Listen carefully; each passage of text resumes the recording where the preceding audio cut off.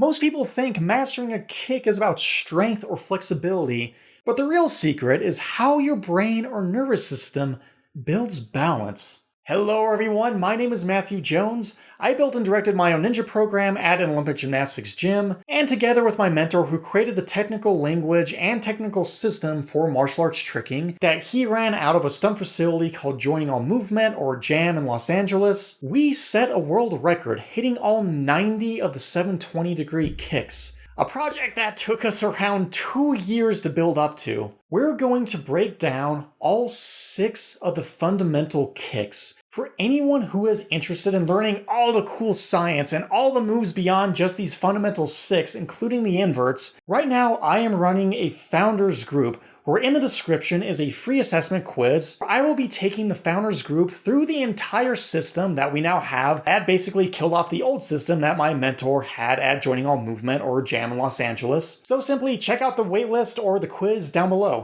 When it comes to these cinematic ninja skills, because we only have 2 legs, we can only kick with our right or left leg. But the important thing is, separate from kick style, one of your legs we can classify as the round kick leg and the other as the hook kick leg. Now most people typically spin counterclockwise, which makes their right leg the round kick leg and their left leg the hook kick. And for the sake of this video, I will be showing everything from the counterclockwise perspective.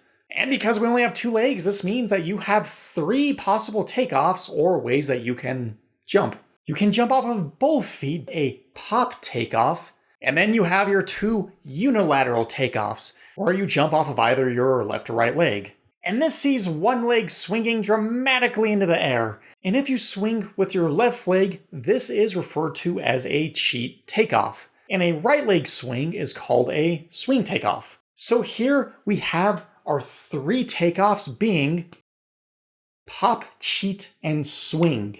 And then we also have our 2 kicks being our round kick and hook kick. And this way we can see that we have 6 possible combinations. If I was to name all of these, because at the level 1 or the basic tier of kicks, we are only ever going to move 180 degrees in the air, we have a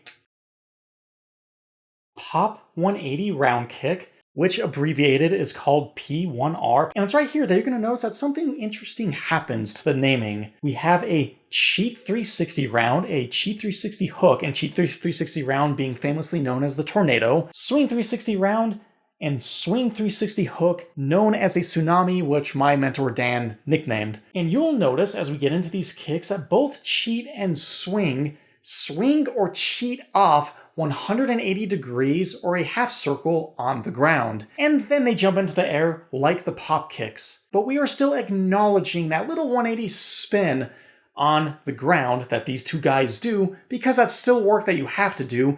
We just know that in the air, these guys are not 360 degrees in the air, they are 180. And thus when it comes to technically naming and being able to see the whole picture that we're looking at, if I decide to spin a whole bunch of circles on the ground and then I do a dramatic cheat takeoff into a move, that move suddenly isn't a 540 or 1080 or 2160. It is still a 180 in the air. And thus we can categorize all of these as our foundational or 180 kicks. As we get into these, there are 2 important foundations that we need to keep in mind. The first and most important foundation that dominates all of the vertical kicks, any kick that you could do beyond this level, is balance. After doing this for years, all of these tricks or kicks really live and die by your ability to get your foot underneath your center of mass, or sometimes both your feet. It is the point that is right in front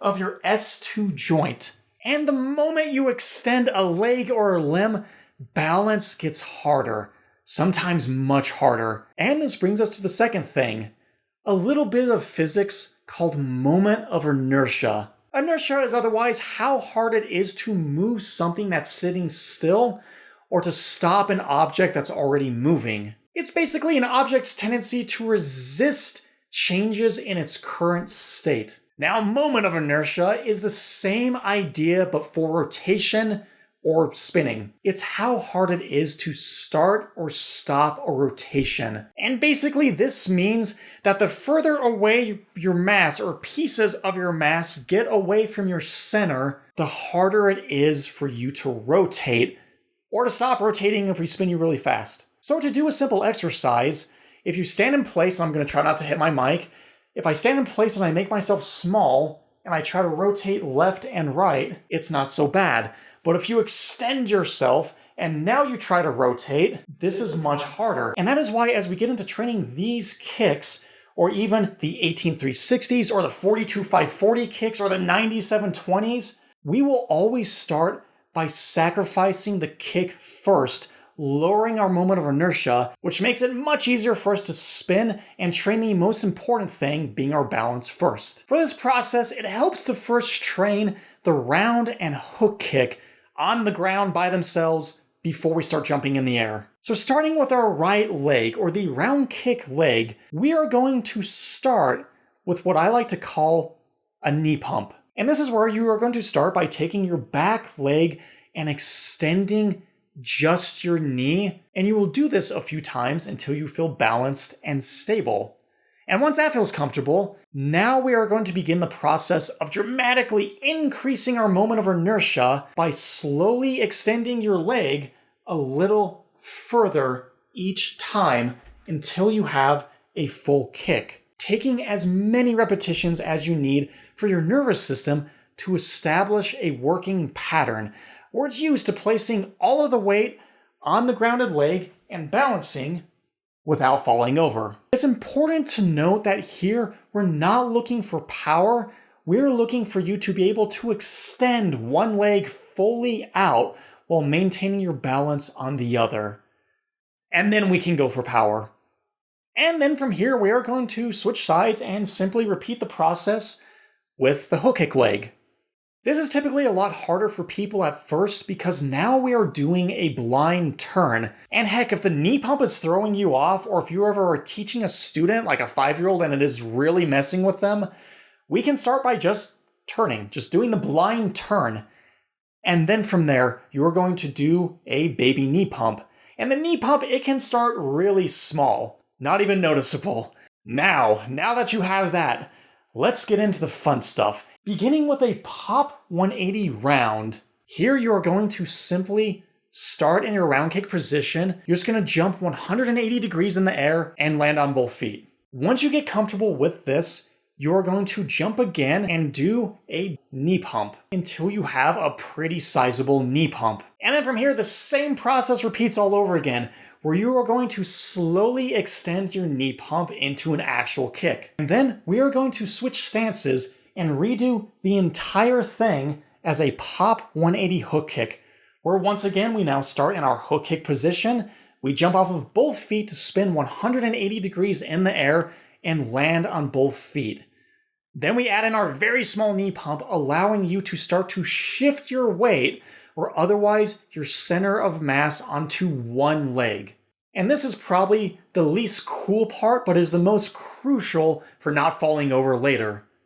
And then once you get good at this process, you're going to start your knee pump process all over again, going from a baby knee pump to a knee pump to a bigger knee pump. Now, that is the two standard kicks for our bilateral or pop takeoff. Then we get into the cool stuff, into the cheat and swing takeoffs. And these things typically do look way more fancy, and for most people, they look a heck of a lot cooler. It's very helpful to keep in mind that when we do a cheat or a swing takeoff, we are simply going to cheat or swing our way into the pop takeoff position. Starting with our very famous kick, known as the cheat 360 round kick or the tornado kick, we are going to face the same direction as if we're doing a pop 180 hook kick.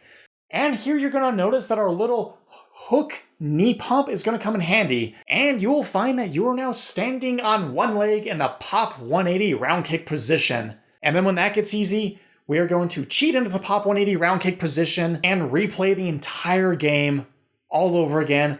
And at this point, you will have one of the coolest kicks that is in every movie and tournament, and you will have an understanding of how it fits into the other cousins and brothers and sisters that it has. And now we move on to the next kick, where we are going to start in our pop 180 round kick position. But this time you're going to cheat your leg behind you, and you will now find that you are in a pop 180 hook kick position, and the entire process begins all over again. And of all of these kicks, this one feels a little weirder than I'd say a Chi 360 round kick. Now let's get into the other cool move, the swing 360 hook kick, nicknamed a tsunami kick. For a swing 360 hook kick, instead of throwing a pumped hook kick on the ground like we did for the Chi takeoff, we are going to throw a pumped round kick, or just a round kick, because most people like to fully extend their leg for swing takeoff. And that's pretty much the only difference. Everything else just repeats. But this kick does make you feel pretty cool. And I believe it was a finisher in Spider-Man 2 somewhere, but I couldn't find the clip. And then, guess what? We're going to do the same thing all over again for a swing 360 round kick, where we start in the hook kick position.